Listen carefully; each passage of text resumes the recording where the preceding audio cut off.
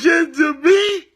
If they taking my baby, or because she wakes up and decides on September 11th, this is what I feel like saying about Tyrese. Nobody wants to hire me, Norma. Congratulations. Oh my God. All right, y'all. So usually when we see Tyrese crying on the internet, it'd be low-key funny. I'm not going to lie. I have found myself laughing at Tyrese Gibson's pain, misery, whatever you want to call it, quite a few times. But Tyrese, as of the last 48 hours, he was on the run, okay? He was on the run because his dogs, his cane corsos, so not just any old dog, but he has several cane corsos that he keeps at his Atlanta property, and they get loose quite often apparently, and this time they got loose and it got fatal for a neighboring dog. But before we get into that, I just have to set the stage with Tyrese finally was able to do one of his patented crying selfie videos, but it was actually tears of joy for once. At some point this month, Tyrese hopped on Instagram or wherever his, destination of choice for his tears are. And he shared a video where he was finally crying tears of joy for something that he called like a divine intervention or something of that nature, because there was a resolution to some of his financial and legal struggles, which, previously caused him a lot of stress and debt. Thing is, Tyrese also in September lost his father, who he was estranged with for quite some time. He lost his father to some type of cancer, and I don't think he went viral for crying about that. But my heart does go out to Tyrese and his loved ones, and the loss of his father. That's no laughing matter. So we've set the stage. This guy just lost his father this month. Now he's losing his family dogs. I believe he's at least going to lose one of the dogs, if not all of the cane corsos. I'm not sure exactly how that's going to go down, but we'll get into the most recent crying video real quick, where he was crying tears of joy, and then I'm going to read to y'all the article that explains the incident that had Tyrese on the run for a brief period of time, I believe until he could contact his lawyer, because as of recently now, it's being reported that he's fully cooperating. But he was on the run as of last night when I started piecing this video together. Another crying video. This one is different.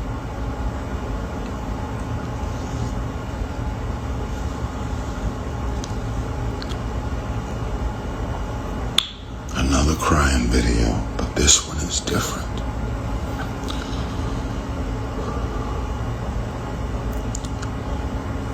I woke. So you see, just as things were seeming like there was finally something to be happy about for Mr. Gibson, just as it looked like he had some brightness in a relatively sad life. To be honest, it seems like he's always going through some type of new struggle, and he's very open. I don't know if it's a coping mechanism or what, but he's very open with hopping on his Instagram and letting everybody know what he's going through. And, I genuinely feel sorry for Tyrese. This isn't going to be a video where I try to kick him while he's down and things like that. Like I said, he just lost his father, and now he's probably losing the family dogs as well, which kind of reminds me of some John Wick shit, except for I don't think Tyrese is about to be too blicking it up anytime soon, unless we get another Fast and Furious in space. But here's the article on screen now, so let's read that. An arrest warrant has been issued for Fast and Furious star Tyrese Gibson in connection with the death of a neighbor's dog, Fulton County Police confirmed Monday. The Fulton County Police Department said a call came in September 18th from a Buckhead resident reporting that Gibson's 4 cane corso dogs, a large breed often used as guard dogs, had killed the neighbor's 5-year-old King Charles Cavalier Spaniel named Henry. According to FCPD Captain Nicole Dyer, Animal services commander, the neighbor had let his dog into his front yard and found the dog dead just 5 minutes later. Security footage showed Gibson's cane corso scratching at a door across the street minutes before the attack. A few minutes after the neighbor's dog was killed, a woman in a nearby home called 911, saying she could not reach her car because Gibson's dogs were blocking her. That's annoying as fuck. Animal control officers arrived and escorted her safely to her vehicle. The department said Gibson's dogs had been reported running loose on 5 occasions during the week. Damn. And a week and a half before Henry's death, Dyer said multiple warnings were issued to Gibson. On September 22nd, Gibson told authorities he would surrender his dogs to animal services. However, when officers arrived, he requested 3 or 4 more days to decide. Police said Dyer said she informed him that a search warrant would be obtained if he did not comply. He allegedly refused to comply, prompting the department to secure both a search warrant for Gibson's property and an arrest warrant for cruelty to animals. Officers executed the search warrant the same evening, but Gibson was not at the property and the dogs had been moved, Dyer said. Okay, so Tyrese was basically on the run with the dogs. It came out later, after this article came out by CBS News, that Tyrese pretty much was seeking like a place where he can take the dogs and they could keep them. Now, through my research in the past, literally about a year ago, when I was looking into cane corsos, I was not in a living situation where I could house cane corsos, but I was just curious about the breed, learning about the breed.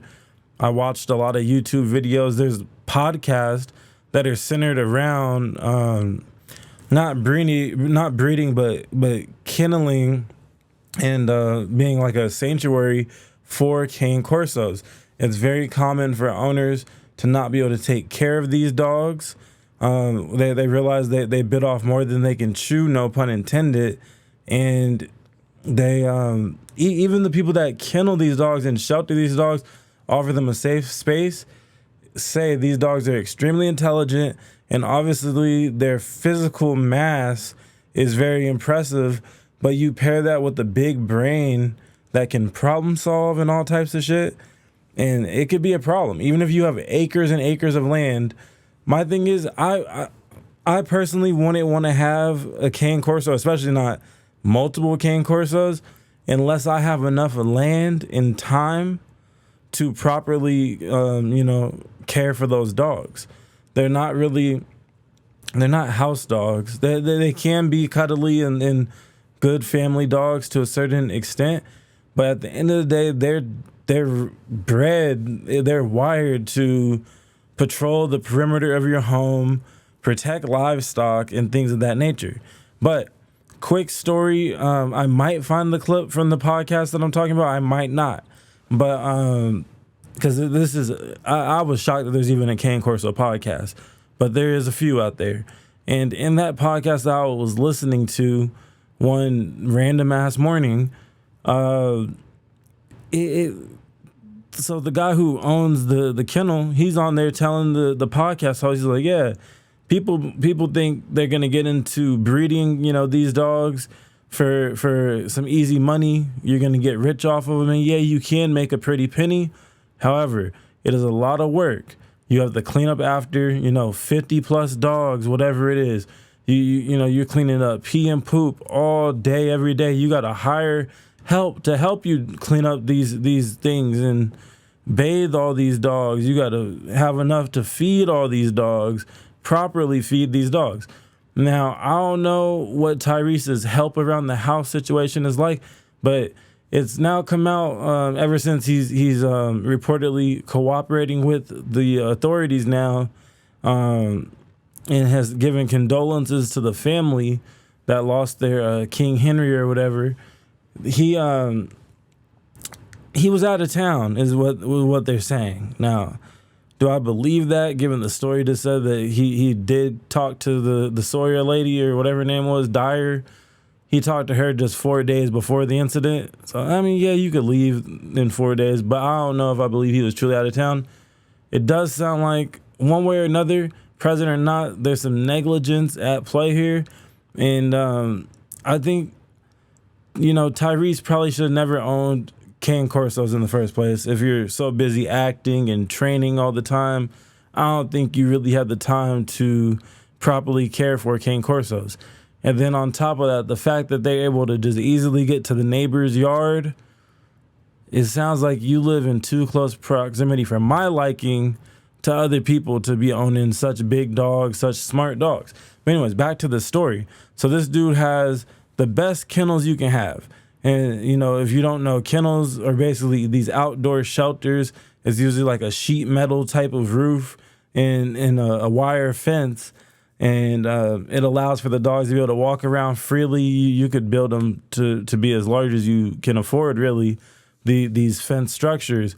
But cane corsos are so smart, and once they have their mindset on something so dedicated, that one of the cane corsos got free in this story that the dude told in the podcast, and it went and unlocked the other cages. This dog and like 3 other cane corsos went and unlocked the pit bulls, went and unlocked some German shepherds after. They're undoing locks that you could only undo with a key usually. So these big ass dogs are picking locks, and then next thing you know, they look on the security cameras and they see all the whole kennel, 50 plus dogs, free roaming around, a big ass pack of dogs. And these, the breeds I just named are all guard dog type of breeds, okay? So I want this going on in your home. No. So we're not ever going to place it's not in a male home. 240-pound dude. It's a 120-pound woman. Yeah. It's by herself at home. It's the babysitter with your kids. Yeah, and again, because they not didn't know to let bashing the them out, breed. It's so just if we it goes won't wrong, it can go really wrong We're not very even quickly. going to crate and rotate because, again, these dogs are determined. I know dogs, I've been in a 3-male fight, very similar, a couple months back, where a male got out of his impact crate. Male got out of his impact crate, went over to another impact crate and let that dog out on camera, fought on the video camera, and my friend called. She's like, I need you to go over. So then they got out the Malinois. And then they let out the German Shepherd. Who did? The dog did? The dogs did. They were letting each other out? dogs out. And we watched it on camera and we're like, so now we have a 3-male Malinois Shepherd and a female German Shepherd running around, and then we grab them, they're redirecting, and it was a shit show. Everybody thinks it's fun. It's not fun, but this is the breed. At the end of the day, it's an impressive fight, right? You're like, wow, these dogs are bred to do this, and this is what they're bred to do. These aren't gentle giants, and having a healthy understanding and the correct expectations of what your dogs are going to do, we're in this. We know that this stuff happens. Mm-hmm. When you prepared have them, for it, you just got to be mentally prepared for it. Yeah. Correct. I don't want. I went in there knowing I was going to get bit. Saying, well, I'm going to get bit, but I'm going to follow through. This is the reality of our breed. This is a reality of our breed. And I'm not going to put these dogs in a home with you in this situation. Right? Now, you'll have those folks out and say, well, I don't have any other dogs at home. That's but your neighbor's got a dog. Yeah, oh, absolutely. Absolutely. Yeah. So we have a protocol that everyone has to follow through us, and you sign that you're going to follow this. You're not going to do nose-to-nose introductions. You're always going to keep your dog on a leash and be in control of your dog. I have serious penalties for losing control of your dog. You are never allowed to fight your dog. You know what that means? Not just in a fighting ring. I don't want your dog fought at all. I'm not going to put a dog in a house where it's going to get fought. It's going to get into a fight. You have to be in control of that, or else if I find out, I'm going to penalize you, and I'm going to go to court, and I'm going to take you in, because that's putting your dog in danger. So that situation alone, imagine having to solve that problem.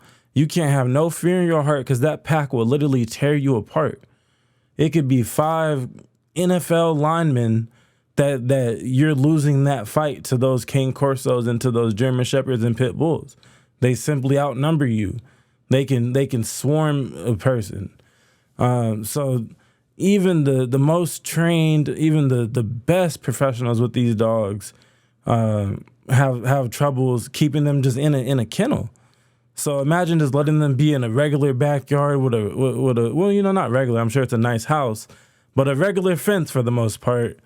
That's no challenge for some dogs that you done left unattended to. They might have ate through all their food supply. Or maybe it got jammed up if it's like an automatic feeding situation. I don't know. I'm just speculating. And just from what I know about these dogs, okay? And if them dogs got hungry, they might have been a little irritable. They got out of the yard. They was looking for food. That's why they was probably scratching on the neighbor's doors. They want some food and water, whatever the case may be.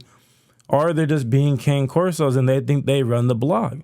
They're patrolling the perimeter, and anything they see that's not of their pack is deemed as a threat and is up. These dogs are not pussy. But anyways, Tyrese, he's supposedly turned the dogs into one of these kennel type of situations, and he basically has to forfeit them. I think he's trying to not have to, forfeit them all the way to where they get put down. But, that's probably what's going to happen, to be honest, because they did take a life at the end of the day. And he's been warned about them several times. It's just, my main thing is the domino effect. He just finally seemed to have caught a W that he did his public tears about. And then, we find out that his father passed away right before that W of some of the legal and financial problems. And then the legal and financial problems just swoop right back around and smack him in the face. So, ultimately, I feel kind of bad for Tyrese. I'm not going to lie. I do feel bad for Tyrese Gibson. And, prayers out to Tyrese. Hopefully he stays strong. I know he's probably tired of having to stay strong. But hopefully he stays strong because, at the end of the day, all jokes aside, Tyrese is one of our legends when it comes to media and acting. He's the do-it-all guy. He's like a Jamie Foxx where he can literally do it all. He's a LeBron James type archetype in the entertainment space. And, I wish Tyrese nothing but the best in emotional healing at the end of the day. And hopefully he can lean on some things that can offer him some strength and some more times of turmoil in his personal life. It truly is sad to see somebody seemingly going through it every other, every couple months. But yeah, man, I'm going to wrap this video up on that note. And, hopefully y'all enjoy this. Shout out to all the members. This is a members only video because I got to feed the members. This one probably will go public at some point, but I'm gonna leave it like members only for I'm gonna leave it members only. There's no real point in this going public because by the time it would go public, the news cycle gonna be cycling already. But anyways, I'll be back with another video really soon. I just wanted to do a quick little Tyrese Gibson, video because as a dog lover and dog owner, this one kind of hit home. Recently for me, my neighbor's dogs got into my backyard. However, my dog marked their dog out. No violence. There's been some close calls before where they kind of got in there, and I would rather be the one to go out there with a broomstick or whatever to kind of shepherd them back into their yard than for my dog to have to get his teeth bloodied because things like this can happen. And luckily for me, my dog has enough sense to not really take it there unless he's absolutely pushed to take it there. But he did mark that bitch ass nigga out, and I couldn't be more proud of him. He basically made it just sit by its side of the fence and cry until it could finally figure out how to dig its bitch ass back onto its side of the fence. The reason why I'm being so harsh on the dog is because it's very annoying. I could understand how Tyrese's neighbors feel about these dogs that keep on getting out, always barking at you when you're just in your backyard chilling, things like that. This is what these dogs have been putting me and my family through for pretty much a year. So I totally understand how the neighbors probably felt before this incident. And especially, now that life has been taken, I could understand that side of it as well. But, luckily for me and my dog, no skin was broken. There was actually no real confrontation other than them squaring up and the neighbor's dog realizing that my dog is on that and it's physically superior to it. And so it backed its bitch ass up, luckily for me, because it could have been bad. But anyways, y'all have a blessed day. Prayers for Tyrese Gibson and prayers for the family that lost their dog, because that is sad. You never know what somebody's emotional attachment to that dog is. And that's why I feel sorry for Tyrese as well. He just lost his father, who he just reconnected with recently after not being in each other's lives for years. I'm not mistaken, for like a decade or more.